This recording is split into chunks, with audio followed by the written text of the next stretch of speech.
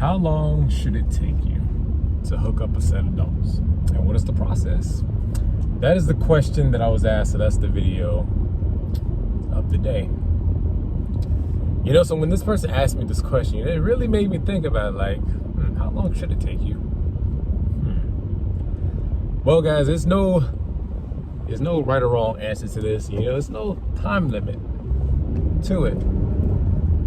But for me, I can say I think it should take anywhere. Now, this is from start to finish, from the time, you know, you get in the truck, find a dolly, up until you're leaving the gate. I would say on the low end, 25 minutes. Now, if you're hustling, maybe 15, maybe. On average, it would take me, I would say, about 25 minutes. And that's assuming, you know, I have a good dolly and everything goes as planned. So as far as the process, you know, this varies. It varies depending on the company you're at, because some companies, they hook up your sets for you. All you gotta do is back under it and you're golden. Now, if you're at another company, you might have to do everything from finding a dolly to finding your trailer. So the first step would be, and this is if your company doesn't hook it for you, you would find a dolly. Now, guys, to save you some time and from saving you to having to break your set down, it's good that you first inspect your dolly. You know, check your tires, make sure your lines are good, make sure there's no cuts, you know, in the airlines. Make sure the dolly has the 2 safety chains. Now, most of us have, like the truck I drive, I happen to have the pencil hook. If you know what a pencil is, it's a little hook that sits, you know, right on the back of the frame of the tractor.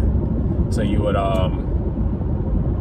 put your dolly on the back of your tractor. Now, in a perfect world, guys, in a perfect world, your lead and tail will be right next to each other. But of course, we don't live in a perfect world. So 9 times out of 10, you're gonna have to look for your lead and your tail. Now, as I've said a million times, guys, your lead trailer is always your heaviest. I'm gonna say it again, your lead trailer is always your heaviest, and your lightest is gonna be your tail. Now, if you're pulling triples, same process, heaviest, second heaviest, lightest. So, like I said, you have your dolly on the back of your truck. Now, once you find your tail, you'll obviously back it up. You'll back your tractor and dolly behind your tail. Or you could do it another way. You could find your heaviest trailer, hook it up, and then put your dolly on the back. Now, if you're skilled enough to where you can back your lead and dolly to your tail, then do so. But if not, you can just back your, just stage it, meaning just put your dolly in front of your tail, and then find your heaviest trailer and then do it that way. Now, like I said, in a perfect world, both your trailers will be by each other, but 9 times out of 10, that's not gonna be the case. Now, some of these service centers you're gonna go to are huge, so it's no telling where your trailers are. Now, some companies, you know, they'll tell you or give you a location, like for instance, it could be in lot A, lot B, or whatever, or zone 1, or however your company has it. Now, back when I was at FedEx, ground, you just had to find it. You know, it could be anywhere in the service center. It could be in the inbound, it could be in the outbound, it could be on the door, it could be anywhere, you know. So that will take up a lot of time, especially if you have to hunt for both trailers. But assuming you're at a more organized company, you know, they'll give you, you know, the location. Like the company I'm at, typically, well, what they recently started doing is they now tell us on our paperwork where it'll be. If it's on the door, it'll tell us what door it's on, or if it's in the drop line, which is like the ready line, which is also we call outbound, it'll tell you where it's at. So that saves you a lot of time. So enough with the rambling. So once you you've hooked up to your lead, you know, inspect it, you know, make sure all your tires are good, make sure your glad hands are good. So now you'll go back to your dolly and your tail, and you'll back it up. And at this point, once you've done that, you want to make sure that you have a good connection. Make sure that your dolly and make sure all your trailers are getting air, because nothing's gonna piss you off more than hooking everything up and then realizing you have an air leak somewhere. And like I said at the beginning of the video, that means you have to break it all down, red tag the dolly, and find a new dolly.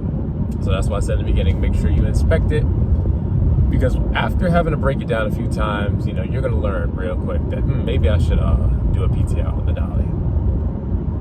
So did I leave out any steps? Again, make sure you have it hooked in the right order. Like I said, your heaviest is in the front, your lightest is in the back. Now, if you're at a company where they hook it up for you, it's still a good idea to make sure that you check your paperwork, because sometimes the hostler, he might make a mistake. You know, he might hook it up in the wrong order. You know, it's happened to me. Now, typically me, and this is just me personally, you know, if it's a few £100 difference, I'll leave it as it is. But if it's like thousands of pounds, I'm gonna break that set down. Now, yes, it's a pain, but I'm gonna break it down, you know, because you don't want your heaviest trailer on the rear, because it's gonna swing like this, and it's gonna cause you issues that you don't want or need. So just bite the bullet, break it down, and it'll save you a lot of headache in the long run. All right, so that's the steps. So doing all of that, like I said, it should take you 20-25 minutes, and that's assuming, you know, you're inspecting everything and doing a full PTI on your dolly in both trailers. Now, when you first start out, you're gonna be slow at it, you know, maneuvering that dolly when you're backing your tractor and dolly. It's gonna be difficult for you in the beginning, because one thing about that dolly, and those who pulled up, is you already know about this, the reaction time is fast. So like when you're backing, you can't make those sudden turns like how you normally would. You gotta slow maneuver. You gotta be able to chase it, because it's gonna go left real quick or it's gonna go right real quick. Now, most companies, they're gonna have those dual dollies. Now, fortunately where I'm at, we have very few of those. Most of our dollies are super singles, but it makes it easier to maneuver. But if you have those duals, you know, those dollies, they are heavy, you know, which is why you don't really want to do too much physical maneuvering with it, because it's heavy, you know, it can hurt your back real quick, you know. But if you're one of those people that really can't back the tractor and dolly, you know, just push it, you know, get it as close to your rear trailer as you can, and then go from there. But again, if you're skilled enough, you know, do it that way. And if I didn't already say, make sure when you're pushing that dolly that you don't connect it to your rear without it being hooked to your lead.